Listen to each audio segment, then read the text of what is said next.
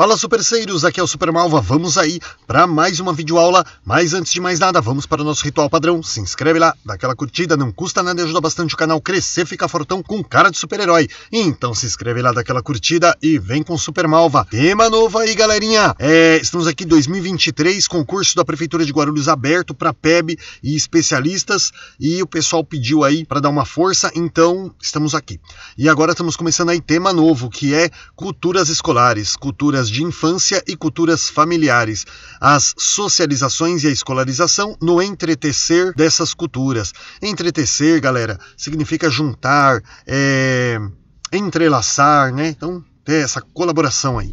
Então, vamos lá. Resumo.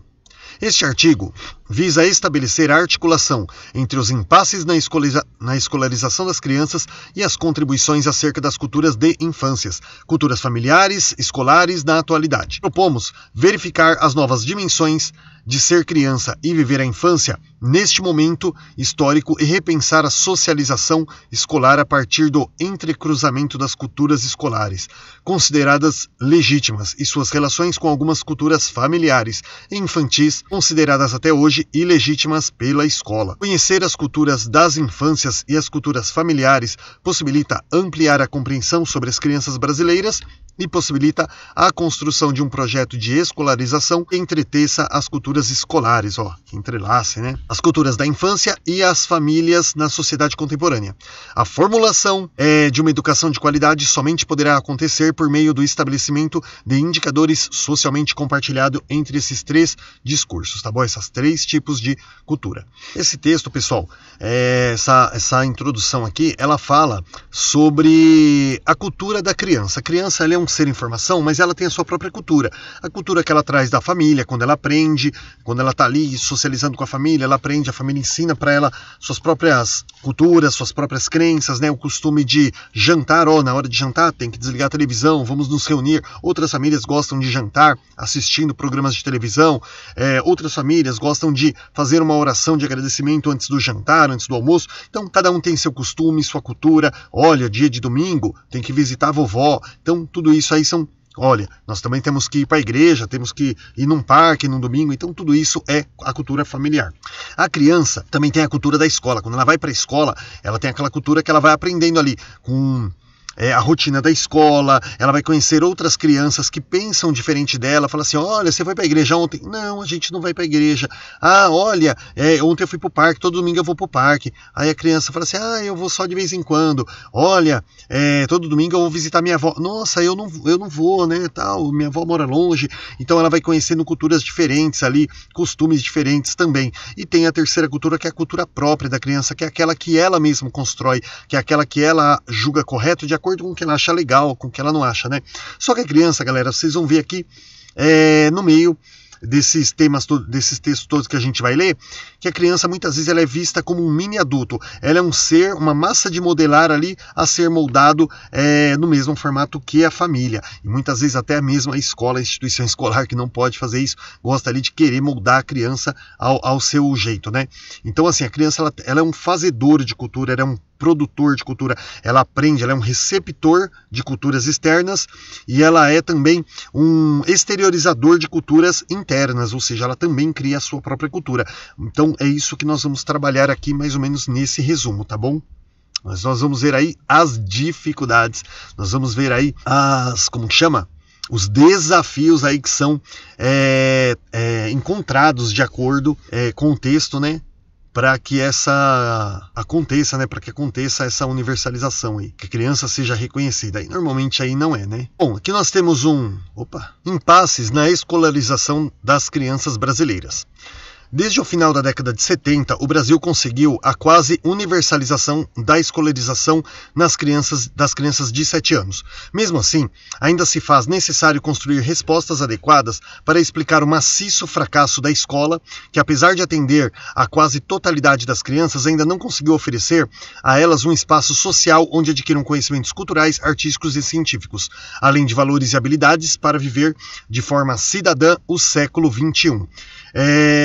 Pessoal, esse primeiro parágrafo aqui, eu vou até dar uma olhada aqui, ele remete muito a uma aula que eu gravei, deu 6 videoaulas na verdade, que foi o segundo tema desse edital. Vocês podem procurar aí nas playlists do canal Superseiros, tá aí, a organização do ensino fundamental em ciclos. Essa nossa videoaula aqui, ela vai meio que pesar bastante aí nessa questão aqui, tá? Ela vai meio que pesar bastante. Vocês vão ver que tem muita coisa que, pô, mas parece que o professor está repetindo. Não, esse texto aqui ele vai muito cair em cima daquelas 6 videoaulas lá da organização do ensino fundamental em ciclos, tá? É muito parecido aí, tá bom? Então aqui tá falando assim que desde lá do final da década de 70, o Brasil, né, o pessoal quer colocar a implantação aí de todas as crianças na escola, porém, somente recentemente conseguiu fazer essa implantação através da educação em ciclos, inclusive, garantindo ali o sucesso de todos. Por quê? Conseguiu? Não, não conseguiu. Por que não conseguiu? A gente vai ver isso nesse texto aqui também, para não entrar em assunto de outra aula. Mas vocês vão ver a dificuldade. Uma delas que eu posso adiantar para vocês é a criança não ser reconhecida como um ser humano, mas sim como uma miniatura de um adulto, uma massa de modelar a ser moldado, tá? A escola pública é obrigatória para todos. A escola pública e obrigatória para todos tinha como objetivo central a igualdade entre as pessoas. Ou seja, lá na videoaula que a gente assistiu, garantir ali uma educação de qualidade para todos, condições iguais para todos. O progresso das nações, o desenvolvimento econômico, a justiça social, a difusão dos conhecimentos em defesa da valorização da razão e do conhecimento escolar, como modo de ser e estar no mundo. A crença na mudança da sociedade através da escolarização das massas é resultado do projeto iluminista, a partir do qual, como diria Kant, o povo sairia da situação de minoridade intelectual e poderia afirmar sua cidadania por meio da leitura e da escrita. Como afirma Canário, era um tempo de promessas, as políticas de universalização da escola apontavam para a superação das desigualdades sociais por meio da educação e as expectativas das crianças, dos jovens e suas famílias estavam voltadas para as promessas de da ascensão social via mérito escolar. Então, assim, isso aqui também está nas 6 aulas lá que eu coloquei lá naquela playlist, né? Então, assim, aqui falava muito sobre essa crença na mudança, uma escolarização para todos, tirar essa situação de minoridade intelectual da massa. Por quê? Porque a escola não era para todos, somente filhos de ricos, depois somente filhos de brancos frequentavam, e aí depois assim, só pessoas que tinham condições realmente de frequentar a escola, até ser aberta aí a escola para todos, dar essas condições para todos. Porém, gente, como eu falo, mudou a metodologia de ensino ali, olha, agora todo mundo pode estudar, porém continuar com as mesmas ferramentas, tá? Um exemplo muito rápido aqui que eu posso dar, você pega, por exemplo, hoje nós batemos aí na 5ª competência da BNCC, que é a Base Nacional Comum Curricular, e a 5ª competência da BNCC, ela fala sobre a cultura digital. Só que aí você não pode transformar a cultura digital de uma ferramenta em uma arma. Por exemplo, olha, agora é tudo digital, tudo assim. Nós agora temos que fazer pesquisa no Google e armazenamento em nuvem. Tá bom. Só que você dá aula numa periferia, por exemplo, onde a maioria das pessoas não tem um acesso à internet, muitos não têm um computador em casa e às vezes não tem um celular. Nós passamos aí por uma pandemia em 2020 que deixou isso bem claro. Famílias onde crianças não podiam assistir a aula ao vivo, elas tinham que aguardar os pais chegar do serviço para pegar o celular para assistir a videoaula, tá? Então, assim, nem todo mundo tem as mesmas condições, então nós não podemos aí, peço 1000 perdões aí pela palavra, não podemos vomitar aí tecnologia em cima de crianças que não têm esse tipo de acesso. Chegar lá e falar assim, gente, eu vou passar um trabalho aqui, vocês vão pesquisar lá no Google, e aí vocês vão me enviar via nuvem, pelo link e tal, e não sei o quê. Poxa, e aquela criança que só depende de um caderno e de um livro, né? Então, assim, a gente tem que procurar trabalhar de acordo com as necessidades. Eu estou, inclusive, escrevendo um livro aí, gente, espero em logo poder estar publicando, um livro chamado Tecnologias do Agora, porque a Tecnologias do Agora, gente, é uma ideia pessoal minha, claro, isso não vai cair no concurso, é uma ideia pessoal minha de o que são as tecnologias do agora, são aquilo que está disponível para aquela comunidade escolar que você está trabalhando, para aquelas crianças, para aquela realidade que você tem, tá? Então as tecnologias do agora é aquilo que você tem disponível, aquilo que está, não é aquilo que tem disponível na escola, é aquilo que tem disponível na vida daquelas crianças, no cotidiano delas. Muitas vezes a escola pode ali comprar 50 computadores ali e ter acesso, tudo, mas e quando chega em casa, ela tem esse acesso, tá? Então, assim, é uma ideia legal que eu estou tendo, espero logo poder publicar esse livro e poder contribuir um pouquinho. As tecnologias do agora são aquelas condições que a criança tem de poder estar utilizando na escola. Um caderno é uma tecnologia, um lápis é uma tecnologia, um livro é uma tecnologia. A gente não pode ficar, não que não tenha que explorar a tecnologia digital, ela está aí, a gente tem que explorar sim, tem que garantir que todos tenham esse conhecimento também, receba esse conhecimento, tá? Mas nós não podemos nos apegar a isso. Nós temos que trabalhar com a realidade das pessoas também, beleza? É como você, por exemplo, imagina, você vai num lugar. A Rede Globo uma vez, lá nos anos 90, ela fez uma sériezinha, um episódio de alguma coisa que chamava assim A Terra dos Meninos Pelados. Era uma terra onde todos os meninos eram carecas, né? E aí você imagina, você tá assim, tô dando um exemplo aqui. Imagina você tá num lugar onde todo mundo é careca. Aí você chega lá e vai querer dar um curso de penteado para as pessoas. Parece até engraçado, né? Então, mas só que a mesma coisa pode acontecer aqui. Você querer enfiar uma tecnologia digital aí a qualquer custo numa comunidade, até tem os computadores na escola, mas como eu falei, você não pode pedir um trabalho de casa baseado nisso, porque a maioria não tem esse tipo de acesso, tá bom? Então, dar essas condições aí também. E aí todas as famílias, todos os jovens ficaram esperando aí essa promessa de uma educação igual para todos ali, deram acesso, mas não deram as condições. Mantiveram ferramentas que só privilegiavam a massa que tinha ali. A massa não, a minoria que tinha condições maiores ali, tá? Um estudo numa biblioteca, vou dar um exemplo hoje, um Google que vai auxiliar muito mais, e muitas vezes aquele outro aluninho que só tem o livro escolar, ele vai fazer um trabalho bem mais reduzido, por quê? Porque a informação que tem naquele livro é limitada. Na internet, janela em cima de janela, o outro vai conseguir fazer um trabalho bem mais expansivo ali, e a escola não pode considerar o trabalho do outro melhor, porque ele teve um recurso bem maior aí de pesquisa, tá bom? Então assim, hoje nós estamos em busca de equidade, né? Nós já temos aí a igualdade, que todo mundo tem o direito ao acesso, mas nós temos que buscar a equidade, o direito, as condições iguais para todos. Igualdade são direitos iguais para todos. Equidade são as condições iguais, beleza? Por exemplo, vamos garantir que todo mundo tenha lugar na sala de aula, ponto. Isso é igualdade, todo mundo tem direito de estar ali. A equidade, você tem um aluno que tem uma deficiência visual, né? E aí ele está ali esperando ali o óculos dele ficar pronto, então ele tem mais necessidade, então você precisa colocar ele na frente. Aí o outro aluno que foi para trás fala assim, mas ele está mais perto da lousa. Tá bom, mas você tem uma visão perfeita que você consegue enxergar a lousa daí. Agora aquele coleguinha seu que tem mais dificuldade, se ele afastar, fica tudo embaçado e ele não enxerga. Isso é a equidade. Todos têm o direito de estar na sala de aula? Tem. Todos têm o direito de estar na frente? Tem. Só que cabe todo mundo na frente? Não. Quem que a gente pode colocar na frente? Quem tem mais necessidade? Isso vai dar condições iguais. Aquele que estava na frente, que consegue enxergar do fundo, ele continua enxergando a lousa. Aquele que estava no fundo, que não enxergava, você trouxe ele para frente, ele tem uma condição de visão agora que o permite fazer a leitura. Então você deu condições iguais. Não é que você foi injusto com o outro. O outro chegou primeiro, sentou ali na frente. Só que você deu condições iguais. Se ele sentar, não precisa sentar lá no fundo, mas se ele foi um pouquinho para trás e ele consegue ainda enxergar a lousa, ele deu condições para aquele colega que na cadeirinha do meio já não conseguia enxergar, beleza? Então, essa é a nossa luta hoje, tá? É modificar as ferramentas. Foi modificado aí, dando condições de todo mundo estar lá, só que, dando ali o acesso, o direito de todo mundo estar lá, porém, as condições ainda não são as mesmas para todo mundo. A gente viu muito isso na pandemia aí, né? O pessoal sentando, muitas redes aí, sentando pau nas aulas online, só que muitos dos alunos não tinham o recurso. Vamos dar sequência aqui, pessoal.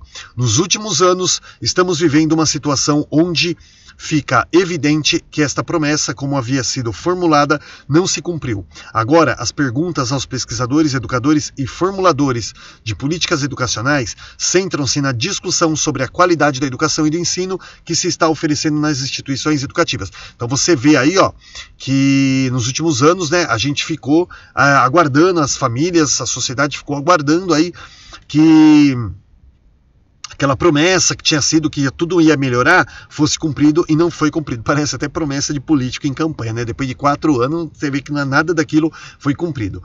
Mas a mesma coisa aconteceu aqui. E está todo mundo aí, né, buscando se centrar em discussões de como tornar real aquilo que foi prometido, aquilo que é esperado, tá? Essa qualidade, olha aqui, vou até grifar, essa qualidade na educação da educação e do ensino, tá? Hoje está faltando a qualidade, ou seja, garantir essas condições iguais.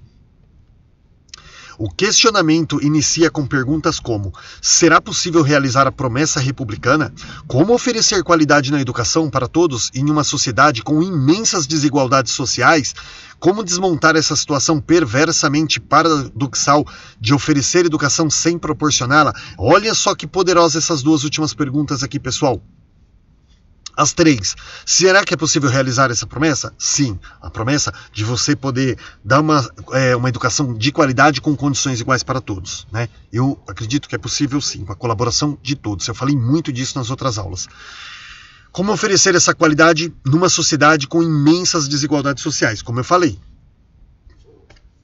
aquele aluno que tem um acesso à internet, que tem um acesso a outros recursos, se você passar uma lição de casa e um trabalho baseado no livro que você está trabalhando, ou baseado naquele conteúdo que foi trabalhado na sala de aula, ele consegue fazer? Consegue. Ele consegue fazer mais, né? Mas se você fala assim, eu quero que se baseie só nisso aqui, ele consegue? Consegue. E aquele que não tem os recursos, a internet, a computadores, a impressões, que lhe permita fazer uma busca mais expansiva, aquele que só tem como recurso aquilo que foi trabalhado em sala de aula, ele vai conseguir fazer o trabalho? Também. Mas o meu filho, ele tinha condições de fazer muito mais, o professor não deixou ele acessar a internet. Olha só, seu filho tinha condições de fazer muito mais, só que ele fez uma coisa que ele também tinha condições de fazer, e ele estava em pé de igualdade junto com aquele que não tem esse recurso. Você quer que o seu filho se sobressaia sobre... mas não é problema meu se o outro não tem condições. Então, eu costumo colocar muito esse exemplo nas minhas aulas. Coloque o seu filho no lugar daquele que não tem condições. Se você não tivesse condições, você ia querer que o filho do outro deslanchasse na frente, trazendo para o seu filho aquele sentimento de fracasso, aquele sentimento de injustiça? Você não ia querer, né? Você ia querer falar assim, não, eu acho que todos devem aprender iguais para um apoiar o outro. Então, por que hoje você, com essas condições, você quer poder colocar o seu filho num patamar de líder isolado da sala de aula e deixar o outro ali com aquele sentimento de que ele não vai conseguir, com aquele sentimento de que ele é incapaz, até fazê-lo desistir dos estudos, desanimar e até desistir, né? Então, assim, como oferecer a qualidade na educação para todos em uma sociedade com imensas desigualdades sociais? Procurar trabalhar o mesmo currículo para todos ali, utilizando a mesma ferramenta, tá bom? Como desmontar essa situação perversamente paradoxal de oferecer educação sem proporcioná-la? Então, assim, como que a gente pode desmontar essa situação de hoje, de você oferecer ali a oportunidade de todos estarem na escola, mas não proporcionar essa qualidade da educação? Ou seja, não garantir ali as ferramentas que todos possam utilizar, tá bom? Desde o início da modernidade até hoje, grande parte da população aprendeu a ler e escrever não por vontade própria, mas por ter sido obrigada a se alfabetizar. Afinal, aprender a ler e a escrever, além de ter sido apontado como uma necessidade para o ingresso no mundo do trabalho, tomou também o lugar de salvação, redenção pessoal e social. O analfabetismo apenas tornou-se um problema com a industrialização e urbanização. A escolarização é obrigatória, como afirma Heisenberger. Vamos ver a citação dele aqui. Nunca tratou de abrir um caminho para a cultura escrita, e muito menos libertar as pessoas para que falassem por si mesmas. O que estava em jogo era um tipo completamente diferente de progresso. Ele consistia em domesticar os analfabetos, essa classe inferior de pessoas, acabando com a imaginação e a teimosia deles, passando-se desde então a explorar não apenas a força muscular de suas habilidades, como também os seus cérebros. Então, assim, esse parágrafo aqui, junto com essa citação, ele fala muito assim que desde o início aí da modernidade, né, até o presente momento, as pessoas elas não aprendem a ler e escrever para uma realização própria, para a construção de sua cidadania, para a formação integral como cidadão. Não, ele aprende a ler e escrever porque o mundo exige isso dele, e também assim, a alfabetização, ela não passou a ser nunca foi, né, na verdade, com o intuito, com o propósito, objetivo ali, de formar o cidadão, de torná-lo um ser humano pensante, de tornar um ser humano, tem até uma palavrinha bonita aqui, para que as pessoas falassem por si mesmas, né? Para que seja um ser humano de opinião que possa transformar o seu meio. Não, vamos alfabetizá-lo, tornar um analfabeto alfabetizado. Como assim? Como assim, Superman? Um analfabeto alfabetizado. Uma pessoa alfabetizada, mas assim, de acordo com aquilo que a sociedade exige, que a indústria exige, de acordo com aquilo que a sociedade no meio dele diz que é certo e aquilo que é errado ele não pode fazer, e aquilo que eles julgam ser certo é aquilo que ele tem que fazer. Então, assim, é uma forma de tornar a sociedade uma massa de manobra, de acordo com os interesses ali da minoria que domina, né? Que tem o poder aí. Como lembra Varela, a escolarização obrigatória é um fenômeno recente em nossa sociedade. A ideia de que a escola é a única instituição educativa e que os conhecimentos por ela transmitidos são os legítimos também pode ser analisada como uma estratégia de poder que visa legitimar um tipo de conhecimento. Eu acabei de falar isso aqui, ó, né? Colocando a escola ali como, olha, se você não aprendeu na escola, então você não aprendeu nada. Aqui, ó, o conhecimento está dentro dessas 4 paredes da escola. E aí a escola vai lá, e molda ali de acordo com o que ela acha que é certo. Ó, cuidado com isso aí, tá? Foi o que eu acabei de falar. Considerado legítimo ou oficial, em detrimento de outros, os populares, desqualificando assim outras formas de cultura e estilos de vida. Ou seja, né, colocando a escola ali como líder absoluto, como ser absoluto do conhecimento e menosprezando qualquer outro tipo aí de ensinamento. A escola tem sido a instituição social central para veicular de forma homogênea a cultura considerada legítima para desconsiderar as culturas não legítimas, isto é, não hegemônicas. Então, assim, aqui está falando que a escola ela sempre tem sido moldada como uma instituição a determinar o que é certo e o que é errado, que eu acabei de falar, desse modo construindo uma cultura única para todos. Então, aquele que pensa diferente, vou deixar aqui uma indicação para vocês, a primeira indicação, a música Rebelde do grupo porto-riquenho, se eu não me engano, RBD. Então, tem um trechinho só que fala assim: eu sou rebelde quando não sigo os demais. Pois é, então, essa frase, gente, dessa música, ela é muito poderosa, porque ela coloca assim, que se eu pensar diferente, nós estamos vivendo hoje isso aqui no Brasil, gente, né? Hoje o pessoal fala muito assim, ditadura. Gente, nós estamos vivendo uma ditadura hoje aqui no Brasil, mas não é porque um ganhou, o outro ganhou, não estou falando do candidato que ganhou e assumiu a presidência da República. Nós estamos vivendo uma ditadura popular, por assim dizer, porque hoje nós estamos numa intolerância tão grande, por conta até mesmo da internet, intolerância política, intolerância religiosa, intolerância de gêneros, intolerância de tudo. Assim, gente, hoje quem pensa diferente, ele tem que ser exterminado. É exatamente o que está aqui no texto, tá? Então hoje nós vivemos não uma ditadura governamental, mas uma ditadura popular, onde você expor a sua opinião, cara, principalmente essa questão da internet, a intolerância na internet está uma coisa absurda através das redes sociais. Uma pessoa vai lá, posta um negócio, você fala assim, eu não concordo, eu acho que não sei. Tem trocentos comentários para te estraçalhar lá, Então você, assim, hoje você não tem o direito de expor mais a sua opinião. O pessoal fala em democracia, mas hoje nós vivemos aqui uma ditadura horrível. Mas não é ditadura, como eu falei para vocês, tá? Não estou falando mal de governante nenhum. Estou colocando assim, hoje nós vivemos numa ditadura popular, uma ditadura implantada pelas pessoas. Que hoje se você tentar dar uma opinião, parece que a pessoa, ela pode concordar com você, mas ela tá só esperando você dar uma opinião para ela falar alguma coisa contrária àquilo. Parece que virou uma coisa cultural hoje do ser humano. Eu tenho que ser contra qualquer coisa que alguém disser, mesmo que eu concorde. Eu tenho que colocar um posicionamento contra. Eu tenho que colocar pelo menos uma vírgula ali, um parágrafo que vá contra aquilo que ele está falando. É inacreditável, eu tenho percebido muito isso onde eu moro, tenho percebido isso nos lugares que eu frequento, no trabalho. Gente, não importa o que você fale. Você percebe assim, você tá falando negócio, mano, você tá conversando com uma ou duas ou três pessoas, sempre tem alguém para falar assim, eu acho que você tá errado, eu acho que não é assim, mas não é porque tem aquela troca de ideias, tem alguém que pensa diferente. Eu posso estar conversando com uma pessoa, às vezes eu vou dar uma ideia, a pessoa, eu tenho certeza que a pessoa vai pensar igual eu, a pessoa, ela fala assim, não, mas peraí, você veja bem, não sei o que tal, até dentro de casa, se eu brinco com a minha esposa, eu falo, amor, mas não tem nada que eu fale que você não tenha uma opinião contrária, mas não é, brincadeiras à parte. Hoje nós estamos vivendo uma situação dessa maneira mesmo, onde ninguém mais respeita a opinião de ninguém, tá? Não importa o que você fale, começa a fazer esse exercício aí, sem falar para ninguém. Você vai perceber, na sua casa, na sua família, no seu trabalho, na rua, os lugares que você frequenta. Não é diversidade de opinião, é você abrir a boca para dar uma opinião e a pessoa... Você vê um carro laranja com a porta cor-de-rosa e o pneu roxo e você fala, meu Deus, que carro horrível. Cara...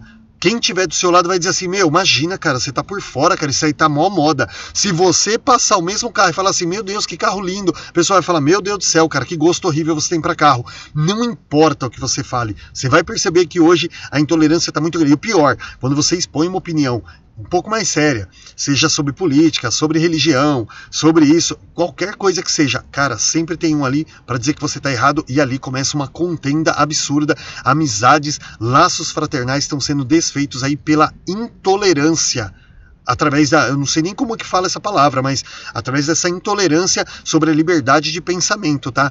Então aqui tá falando a mesma coisa, a escola colocando aí tudo de uma forma homogênea, todo mundo tem que pensar igual.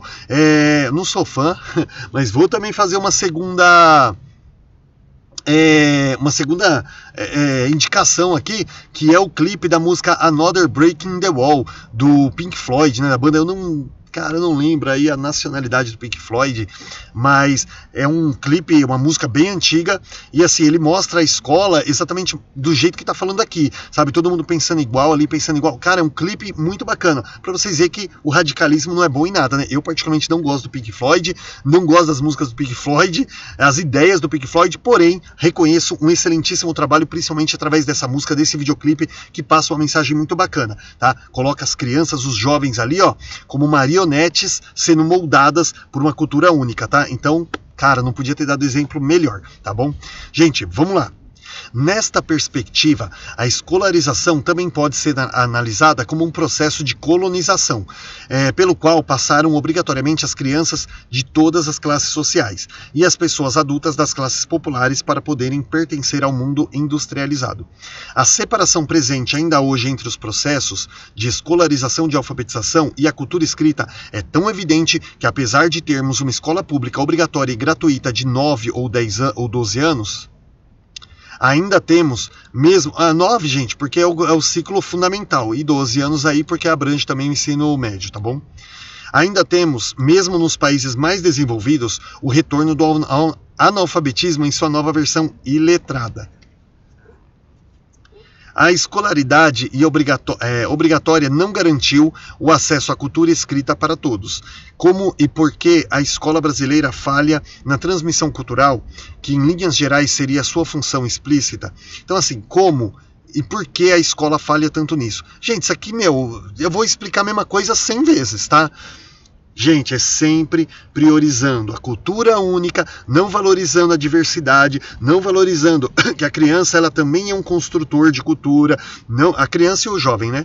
Não valorizando ali uma educação de qualidade para todos, sempre colocando, a minha opinião é a que vale e a sua tá errada, beleza? Uma hipótese que podemos levantar é que, em muitos casos, as culturas e as lógicas escolares de socialização são distintas e até opostas às culturas e às lógicas de socialização das famílias e das culturas infantis. Na aventura da escolarização, não é somente o capital cultural e o capital escolar que estão em jogo, também as práticas de socialização das famílias. Estar em consonância ou em dissonância com a lógica que engendra a escola favorece ou não o sucesso educacional. Afinal, condições de existência são as condições de coexistência. Pensar sobre essas diferentes culturas pode auxiliar a não cair em explicações simples e caricaturais sobre a dificuldade de escolarização das crianças, principalmente as pertencentes às camadas populares. Gente, isso aqui, ó, tá falando um pouquinho, tá, sobre a questão assim, uma guerra meio que entre a escola e a família, cada um querendo colocar a sua própria cultura goela abaixo da criança, cada um querendo mudar a criança do seu próprio jeito e os dois ignorando a cultura produzida por essa criança, por esse jovem, sua própria cultura, sua cultura pessoal, tá? Hoje eu vou dar outro exemplo para vocês aqui, nós temos aí a internet, que esses youtubers aí, muitos deles se tornaram grandes inimigos aí das famílias, grandes inimigos dos jovens. Por quê? Porque você pega youtubers que não são muito mais velhos aí do que os adolescentes que os assistem e ficam ali, gente, popularizando opiniões que eles sabem que os jovens querem ouvir. Se você chega para um jovem e fala, não, você é adulto, você tem que mudar o mundo, você tem que... o jovem ele começa a achar que a solução do mundo está na mão dele. E daqui a pouco ele não... o próprio youtuber fala, não, porque se o teu pai fala isso, você tem que falar que ele está errado, você tem o direito de enfrentar o seu pai. E quando a gente fala sobre... Você tem o direito de expor a sua opinião dentro de casa, mas não de impor. Assim como os pais não têm o direito de impor sobre os filhos, o filho muito menos. ter o direito de impor uma opinião sobre o pai. Ele pode expor uma opinião diferenciada, fazer o pai e a mãe refletir, fazer a família refletir, mas não impor. E muitos desses youtubers aí, que não tem qualquer tipo de maturidade, fica aí jogando aí, eu ia falar de novo aquela palavra que eu usei aí um pouco mais cedo na aula, né?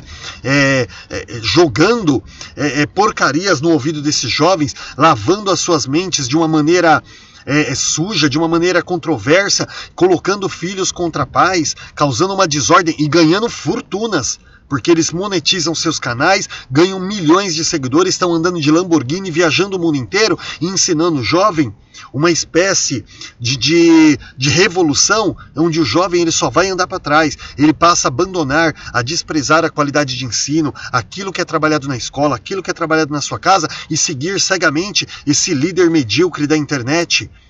Nós não podemos seguir cegamente nada, gente. Tudo a gente tem que questionar. Por que isso, por que aquilo? E se não nos convencer, nós temos que buscar uma explicação que nos convença, ou então nos entendermos, né, que aquilo ali não está certamente correto, ali não está completamente correto. Então, muitos desses youtubers, eles têm causado muitos desastres nas famílias hoje. Por quê? Por não ter qualquer formação, não tem um embasamento, não tem um conhecimento e muitas vezes não tem maturidade nem idade, mas estão ali, gente, jogando porcaria no ouvido dos nossos jovens, das nossas crianças e levantando ele contra os pais, fazendo com que eles abandonem as próprias casas, muitas vezes aí até agridam fisicamente suas famílias, né, tentando vender uma ideologia que nem eles mesmos entendem. Vai aqui a minha terceira indicação aí, que é uma série da Netflix, eu espero que ainda esteja lá, que se chama O Dilema das Redes. Inclusive, eu fiz até um vídeo, pessoal, depois eu vou ver se eu acho lá, eu coloco o linkzinho para vocês aí. Eu já fiz até uma resenha sobre o Dilema das Redes, e aí tem muita coisa ali, tem um ponto em que mostra um jovem lá, que ele está manifestando, quando ele chega em casa, alguém pergunta para ele sobre o que era a manifestação, e ele diz, eu não sei. Ele nem faz ideia do que ele está manifestando, simplesmente alguém disse que ele tinha que mudar o mundo, e ele não sabe nem o que ele está fazendo ali. Ele abandonou o trabalho, ele abandonou os estudos, ele abandonou a família, e está ali fazendo uma revolução de algo que ele nem entende qual o princípio daquilo. E aquilo a gente tem visto, inclusive, de maneiras reais aí nas ruas, né? Inclusive aqui do nosso país, tá bom? Então, assim, aqui está falando muito sobre essas questões aí de todo mundo puxando a cultura, tentando puxar a atenção do jovem e moldá-lo à sua própria cultura e desconsiderando completamente a própria cultura produzida aí pela criança, pelo jovem. Aqui nós temos o subtítulo, ó, Culturas e processos de socialização das crianças pequenas. As teorias tradicionais de socialização, como as de Durkheim e Parsons, sempre enfatizaram a via de mão única desse processo, ou seja, só a minha opinião que importa. Assim, a geração mais velha oferecia, através das instituições, modelos culturais de socialização a serem imitados, ou seja, né, aqui mais uma vez falando, ó, eu crio o modelo cultural e vocês têm que segui-lo. A socialização produziria a interiorização pelos novos membros de normas, valores e estruturas cognitivas, conhecimentos e práticas que garantiriam a reprodução social. Quanto mais homogêneas as condições de socialização das diferentes instâncias, mais simples o processo de interiorização e formação do eu, de um eu único e centrado. Então, assim, para mim aqui o que importa é, gente, vamos tentar homogeneizar o máximo possível aí a massa, colocando uma cultura única, porque assim a gente evita conflitos e dá menos trabalho também. Mais ou menos assim que o pessoal pensa. Também, quanto mais próximo aos modelos originais de socialização, maior seria considerado o sucesso das ações socializadoras. Nessa perspectiva, as crianças sempre foram compreendidas como menores que precisariam ser tutelados e normatizados para futuramente transformar-se em adultos adaptados. É exatamente isso. Ninguém quer ouvir a criança, ninguém quer saber a opinião da criança. Simplesmente tem que chegar, a criança tem que observar o mais velho e aprender com ele e segui-lo. Uma coisa muito bacana, gente. Essa semana que eu estou gravando esse vídeo aqui, 2 dias atrás, minha filha estava comentando alguma coisa sobre um submarino, submersível, alguma coisa assim, que 5 pessoas ali, 5 empresários, entraram dentro dele para ver os destroços do navio Titanic. E aí o que aconteceu? Esse submersível tinha desaparecido, né, em poucas horas aí tinha descoberto aí que o submersivo ele tinha sido esmagado, pela água, tinha sido implodido ali, a pressão da água o esmagou como uma lata, tirando a vida ali de todas as pessoas que estavam ali dentro. E eu estava estudando, preparando aqui esses vídeos para vocês, e a minha filha de 15 anos veio comentar isso. Aí eu comecei a pesquisar ali, ver e comecei a acompanhar a matéria. E a minha filha já tinha até falado assim, meu, como pode, né? A pessoa entra ali, o negócio é fibra disso, fibra daquilo, não tira nem porta, parafusaram eles ali, um joystick ao estilo videogame, né? E assim, poxa, será que a pessoa não sabe que a pressão da água, ela vai empurrar aquilo para dentro? Começou a falar termos físicos, assim. Cara, eu comecei a achar aquilo maravilhoso, de saber assim, né, que minha esposa e eu somos professores, minha filha ali, a gente procura sempre acompanhar a vida dela estudantil, e você vê assim, que ela estava me dando explicações científicas sobre algo que pessoas riquíssimas ali estavam tão cegos pelo ego, de não sei o quê, porque, ó, gente, desculpa, né, cada um tem o direito de fazer o que quer, mas eu penso assim, né, a pessoa entrar dentro de um negócio daquele com oxigênio limitado, puxar ali quase 4.000 metros para baixo do mar, será que a pessoa não sabe, gente, que a pressão da água é absurda, teria que ter uma coisa muito maior, muito mais resistente, né?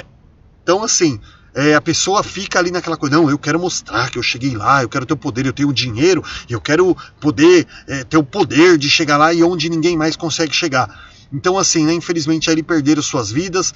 E a minha filha olhar e falar, meu, aquilo ali, ó, não tinha uma estrutura assim, não tinha isso, não tinha aquilo, gente, era um negócio pequeno. Pô, é óbvio que a pressão da água a tantos metros e tal. E ela começou a me explicar. E ela começou a explicar coisas que eu deveria estar explicando aquilo para ela por ser o mais velho, por ser o pai, por ser aquilo. Meu, ela não só me passou notícia, como ela começou a dar relatos ali, e eu fiquei maravilhado com a explicação da minha filha. Eu não interrompi ela para tentar mostrar para ela que eu sabia mais. Eu deixei ela explicar tudo e ela foi me dando uma aula ali sobre tudo. Aí eu fui descobrindo o que era feito aquele submersivo. Será que aquele material era mesmo resistente? Foi provado que não era, porque infelizmente ali causou uma implosão, esmagando ali aqueles destroços naquelas pessoas, mas a minha filha foi explicando tudo. Então, assim, se eu fosse aqueles pai antigo, eu falasse, cala a boca que você não sabe o que você está falando, eu sou mais velho, você quer me ensinar? Você quer me ensinar? Os mais velhos falavam isso, né?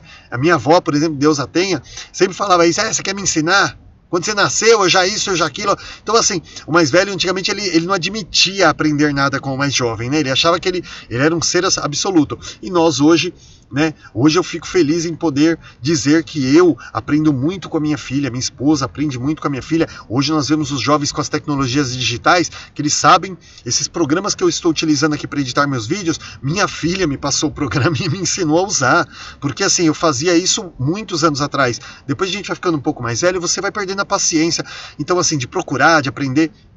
Minha filha me ensinou essas coisas, gente. Então, assim, o jovem ele tem muito a nos passar. E aqui, ó, aqui está falando aqui nessa perspectiva, os menores, as crianças eram tidas como seres menores ali, que eles tinham que observar o adulto e aprender com ele, eles não tinham nada para ensinar, não tinham nada a acrescentar, né? E eu estou passando aqui diversos exemplos aí que mostra que o jovem tem muito a acrescentar aí pra gente, né? Em sua teoria, nós não podemos inverter os papéis, claro, né? Os dois ali é uma via de mão dupla. Aqui em cima a gente falou alguma coisa sobre via de mão única, né? Então, o aprendizado é um processo de mão dupla, tanto na escola quanto em casa. Nós aprendemos, ensinamos, assim como dizia Paulo Freire, ensinamos quando aprendemos e aprendemos quando ensinamos, tá bom? Em sua teoria acerca da sociedade como realidade subjetiva, Berger e Luckmann, na década de 60, apresentam com maior detalhamento o processo de interiorização da realidade, como dois momentos temporalmente consecutivos.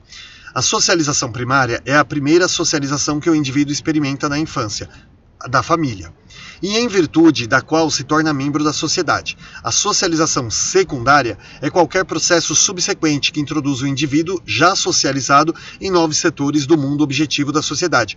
Pode ser a igreja, pode ser a escola, pode ser um contato, por exemplo, com os vizinhos. Ele não tinha, agora ele cresceu um pouquinho mais, já brinca ali com as crianças da vizinhança. Então a socialização primária é aquela com a família. A socialização secundária é o primeiro grupo além da família que ele vai ter contato. Pode ser na igreja, ou associação, escola, tá bom? Se até meados do século XX as sociedades eram mais fechadas e as socializações infantis aconteciam de maneira controlada, pois os pequenos ficavam expostos basicamente à socialização realizada pela família, as sociedades contemporâneas são exatamente diferenciadas e possuem poucas condições de estabilidade nos seus procedimentos de socialização. Os atores sociais são socializados desde a tenra idade, em diferentes espaços como família, creche, grupo de colegas, televisão e diversas culturas. As crianças das nossas formações sociais são cada vez mais confrontadas com situações heterogêneas, concorrentes e por vezes mesmo em contradição umas das outras do ponto de vista dos princípios de socialização que as desenvolvem. Esse parágrafo aqui, gente, a gente vai ler alguma coisa mais para frente aí, mas eu vou dar uma adiantada aqui.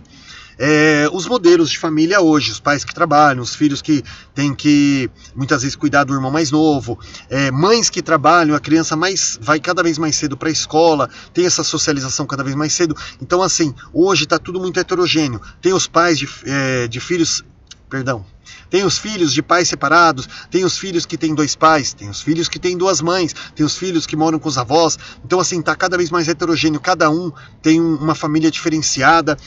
Eu, por exemplo, nas minhas turmas, é difícil ali as crianças que moram com o pai e com a mãe. Normalmente mora com a mãe e os avós, mora com o pai e não sei quem, mora com os avós, mora com uma tia. Então assim, gente, hoje está muito heterogêneo os modelos de família. Então os modelos de cultura também está cada vez mais diverso. Não tem como a escola, por exemplo, implantar um modelo cultural ali e falar é assim que vai seguir, né? Tanto que na escola a gente tem evitado aí Dia das Mães, Dia dos Pais e trabalhado o Dia da Família como forma de abranger as pessoas. Eu sempre gosto de dar exemplos aí da minha vida, e um dos exemplos que eu dou quando eu tinha 10 anos de idade, no Dia das Mães, a professora deu um cartão pra gente fazer ali, recortar, né, montar, e eu fiz toda a atividade ali, entreguei o cartão pra ela, e ela falou, não, é pra você dar pra mamãe. E eu falei, eu não tenho mãe, porque eu era fui criado pelos meus avós aí desde pequeno. Ela falou, não, mas a sua vovó é a sua mãe, a mãe é a que cria, a mãe é aquela que cuida de você e tal. E eu com 10 anos de idade, não ia entender aquilo de jeito nenhum. Então hoje, por exemplo, a gente está quebrando um pouco esse paradigma de Dia das Mães, Dia dos Pais, porque muitas famílias, as crianças não têm esse contato com a mãe ou com o pai, ou às vezes nem com nenhum dos dois, né? E a gente está trabalhando o Dia da Família, para aquela criança que tem 2 pais, para aquela criança que tem 2 mães, para aquela criança que tem o pai e a mãe, aquela que, entende, gente, mora com os avós, com o pai, com a mãe, não importa o formato da família, você consegue abranger melhor a todos, tá bom? Talvez uma das formas mais radicais para analisar a imersão dos sujeitos nessa variedade de possibilidades socializadoras, e até mesmo nas suas incompatibilidades e confrontos, seja a discussão apresentada por Richard Sand no livro A Corrosão do Caráter, Consequências Pessoais do Trabalho no Novo Capitalismo, que reflete sobre os conflitos vividos por adultos, trabalhadores e pais. Ele demonstra como, algumas gerações atrás, os valores da família eram consoantes com os do trabalho, e como hoje eles são quase incompatíveis. As ideias de confiança, amizade, solidariedade que os pais precisam ensinar aos filhos para o fortalecimento dos laços familiares não são condizentes com os comportamentos de competitividade, de ausência de lealdade e de união que os pais utilizam para obter sucesso no mercado de trabalho. Segundo o autor, o capitalismo de curto prazo corrói o caráter dele, sobretudo aquelas qualidades de caráter que ligam seres humanos uns aos outros e dão a cada um deles um senso de identidade sustentável. Gente, vou fazer aqui a minha 4ª indicação aqui da aula, que é o filme O Diabo Veste Prada, um filme divino, divino. Eu vou assistir aquele filme pro resto da minha vida e nunca vou enjoar dele porque ele é maravilhoso. O Diabo Veste Prada, gente, ele tem um trecho maravilhoso que ele mostra uma situação em que a Meryl Streep, ela tem que puxar o tapete de um colega de trabalho ali para evitar ser demitida e até mesmo para se manter no poder. E quando a menina questiona ela fala assim, não, você é muito parecida comigo. Ela fala, não, eu jamais poderia fazer o que você faz. O que você fez com fulano, ele é tão leal a você. E a mulher vira para ele e fala, você já fez isso, você fez isso com a sua colega. Porque a colega ficou doente e a mulher falou, você vai ter que ir no lugar dela, num evento que era muito importante para aquela outra moça. E a menina precisava do estágio, então a outra estava doente, não podia viajar, ela teve que viajar no lugar da menina.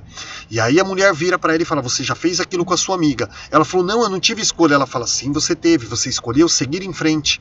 Então, gente, hoje o mercado de trabalho, ele se tornou tão competitivo que você, muitas vezes, antigamente tinha aquela coisa assim que, não, olha, você está mais preparado para um cargo tal. Cara, mas ele está mais tempo aqui na empresa, eu prefiro que ele assuma o cargo e eu vou auxiliá-lo, mesmo ele me chefiando, eu vou auxiliá-lo, porque é assim.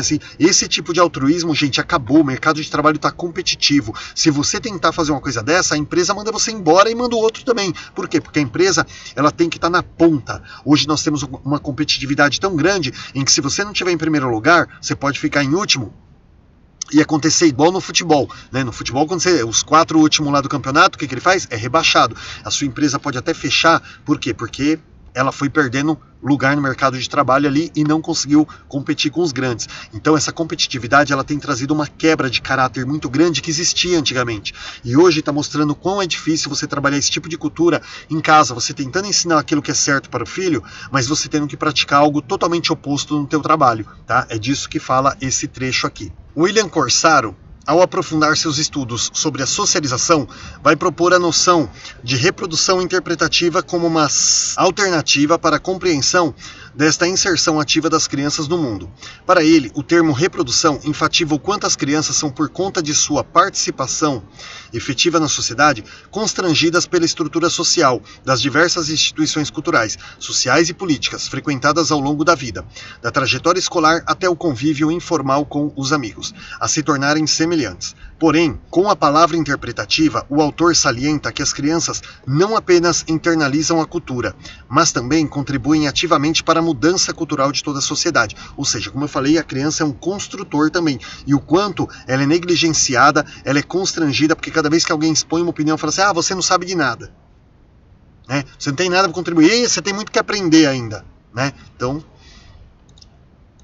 ele assinala especialmente a emergência da agência das crianças na produção da socialização e na participação de suas próprias e únicas culturas de crianças, pois as culturas elaboradas pelas crianças são resultantes da apropriação criativa, que as mesmas realizam a partir das informações do mundo adulto para formular seus próprios saberes enquanto grupos de iguais. Assim, as mudanças nas sociedades ocidentais transformaram radicalmente os processos de socialização nos últimos anos, e as visões mais conservadoras vêm sendo permanentemente questionadas.